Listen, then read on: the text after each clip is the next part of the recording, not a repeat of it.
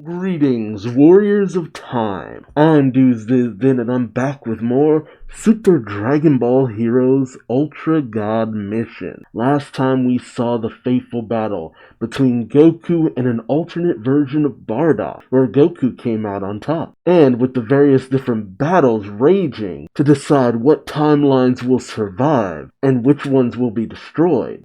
Klonoa has come to confront Eos, her old teacher and the previous Supreme Kai of Time, to get her to stop what she's been doing. But is Klonoa up to the task, or will she need a little help? Join me as I find out, won't you? Alright, we got the previews of the major characters in this. Is that Cumber, or is that Turles? We got his shirt off and he's next to Hearts, so I'm gonna say Cumber. Hearts is weirdly popular.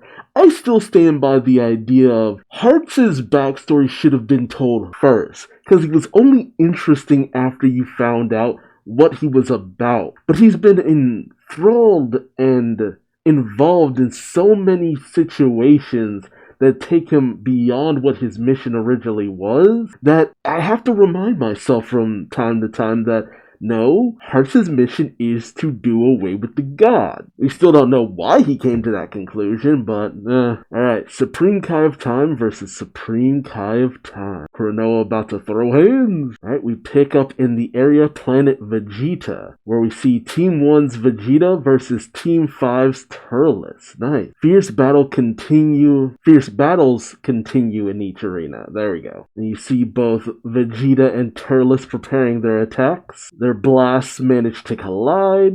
Vegeta seems to be using his, blue rage form or whatever, while Turles has the evil empowered or whatever it's called form, and they seem to be perfectly evenly matched. That's the thing that gets me about Turles with the hair. It's just like, he just looks like Raditz now. We see Vegeta back away as Turles goes on the offensive. Vegeta delivers a powerful blow that shatters some of the shoulder armor of Turles, but Turles is ready to unleash another attack. One good hit deserves another, as we see Turles blast towards Vegeta, but it only manages to graze his shoulder. The two Saiyans smirk at each other as Vegeta goes in with a powerful kick that Turles manages to block. They exchange blow after blow, blocking each one. Then an announcement comes in. The second round of the Super Space-Time Tournament has finally reached its conclusion. The Fairy Millie has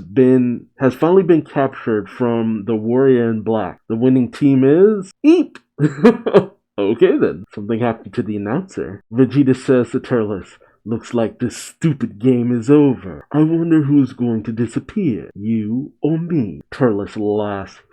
"It's fine either way. We just have to keep fighting until one of us disappears." As Saiyans. Ooh, nice. Seriously, Turles has been getting so much shine in this series, and all Vegeta can say is, "Well said." Spoken like a true Saiyan. They re-engage in battle as Cell seems to be overlooking them. Intruder Cell. Oh, okay. So he's one of the intruders from some kind of timeline or whatever, kinda like Broly was previously. Cell thinks to himself, "I got caught up in a strange game, but this looks like the perfect chance to test out the strength I built up in hell." Meanwhile, in the area selection realm, Klonoa confronts Ao. Klonoa says, "What's the use of Ao says, "What's the use in giving you back the time scroll? The future that awaits them is nothing but destruction. You're well aware of the impact of the distortions caused by these increased history. You've seen them for yourself, haven't you, Klonoa?" But Klonoa says, "That's no reason for innocent people to disappear." Eos responds, "They're also not a reason to halt the making of the true history. You're no longer fit to be a Supreme Kai of Time. You must not get emotionally attached to these living beings. I'm sure I taught you that our mission prioritizes in protecting the balance of time. The mission of a Supreme Kai of Time is to protect both the lives of living beings and the balance of time. That's what I believe." Oh, I think this is Klonoa. "It's not that I don't understand the crisis and concern you feel. But more than that, I believe that there exists a possibility of protecting everything because I have my friend. My friends are my power. Eos sighs. You expect a lot from your mortal companions, don't you? It's true that they worked harder than I thought they would, but even so, they're all just mortals in the end. She thinks back to the warriors in black. She swayed to her side. I'm still wondering about the Namekian.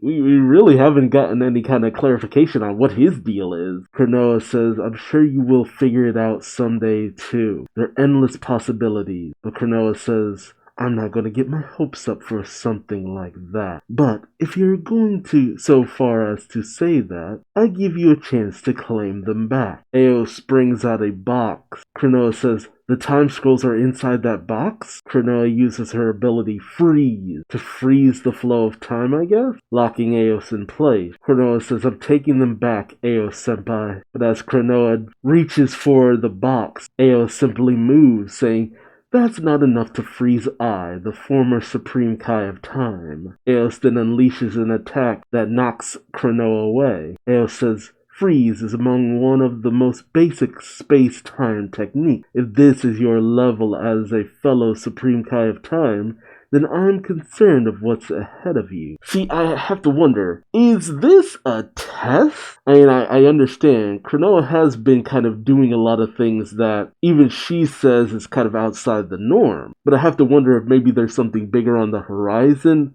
that Eos is trying to prepare her for? Or maybe Eos really is just a bad person now. Oh, no, you're not doing your job right, so I have to step in. Eos asks the down Cronoa, would it have been wiser to leave all this to Michikabura? And as she pulls a time scroll from the box, she says, well, it looks like we have a winner for the Super Space-Time Tournament. Now then, let's get rid of all those false histories, much to the shock of Cronoa. Oh, Cronoa goes into her time power unleashed state, saying, I won't let any histories disappear, as she fires off several attacks towards Eos, but Eos, with a simple flick of her fingers, uses time rail magic to send all of Cronoa's attacks right back at her, much to Cronoa's shock. Cronoa manages to tank the attack, as she thinks to herself, as expected of a former Supreme Kai of Time. But Cronoa prepares another attack, thinking the agility of her techniques remains as good as ever,